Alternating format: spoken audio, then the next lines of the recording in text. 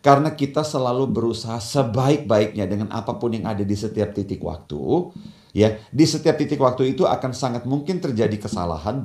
So, maafkan diri sendiri.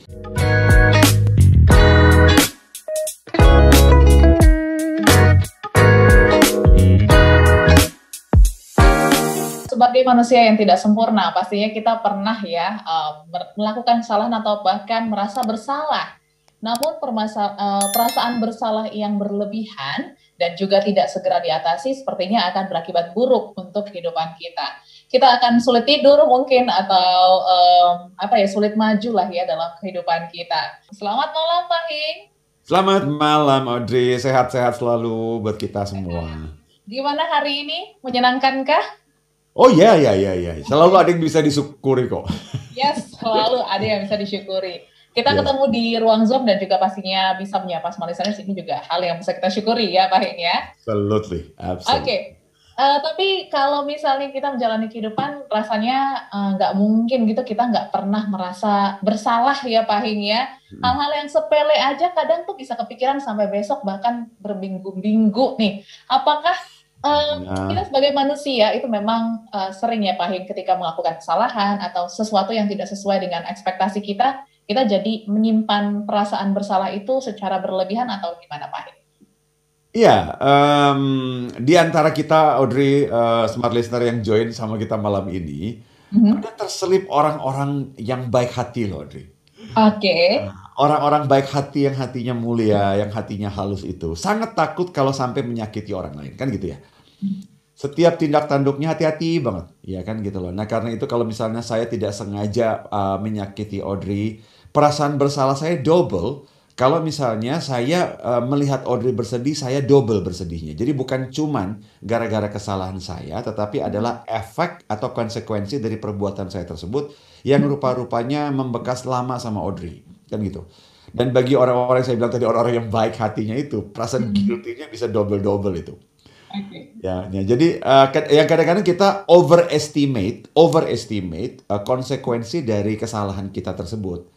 Kita overestimate, artinya memang kita sendiri terlalu melebih-lebihkan efek dari kesalahan kita. Bukan berarti kita semua sempurna, bukan karena kita tidak melakukan kesalahan, tetapi konsekuensinya yang kita overestimasi sih terhadap diri seseorang gitu loh. Dan itu perasaan bersalah itu hal yang baik sebetulnya.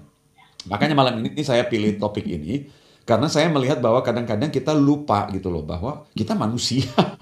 Yes. Kita manusia, yang di sekitar kita juga manusia gitu loh. Ya. Ada tadi saya sebut, ada memang beberapa orang yang saking baik hatinya itu, guilty feelingnya itu panjang banget. Panjang banget. Soalnya merasa nggak enak, merasa telah menyakiti orang gitu ya. Mudah-mudahan tips kita membantu malam ini. Ya. Karena memang seperti yang kita tahu orang Indonesia banyak kan nggak enakan ya Pak Hing ya, apalagi untuk menolak sesuatu. ini relate sekali gitu sama kita. Tapi sebelum kita bahas lebih lanjut lagi mengenai rasa bersalah ini Pak Hing, kita masuk dulu yuk ke tips yang pertama. Silakan. Tips yang pertama, ini khas NLP, salah satu prinsip yang juga merubah total kehidupan saya. Saya langsung share kepada smart listener yang ada di sini, bagi pembelajar NLP pemula. Kalau Anda sudah pernah masuk di kelas NLP sebagai praktisi misalnya, presupposition atau prinsip satu ini pasti kalau di kelas saya akan bombardir terus-menerus, saya akan ingatkan terus-menerus. Bahwa setiap manusia itu selalu berusaha terbaik dengan apapun yang ada saat itu gitu loh. Jadi prinsipnya adalah, saya ulangi sekali lagi, setiap manusia selalu berusaha sebaik-baiknya dengan pemikiran, skill, dan juga apapun sumber daya yang ada pada saat itu. So, begini Audrey. Kalau misalnya Audrey, let's say, ini kadang-kadang ada pertanyaan orang yang, aduh saya belum bisa memaafkan kesalahan saya 10 tahun lalu, misalnya gitu. Atau sempat ada pertanyaan tadi juga di Instagram, saya sempat baca bahwa bagaimana pula dengan kesalahan kita terhadap orang yang sudah meninggal dan kita belum sempat minta maaf kan. Oke. Kadang-kadang kan terjadi itu Audrey. Dan aduh penasaran dong jadinya. Nah coba perhatikan, ingat kita 10 tahun lalu adalah yang lebih polos dan culun dibanding hari ini. Yes. Kita dengan berbagai skill yang jauh di bawah skill kita hari ini. Jauh banget. Nah, kita dengan pengetahuan yang jauh banget di bawah pengetahuan kita hari ini.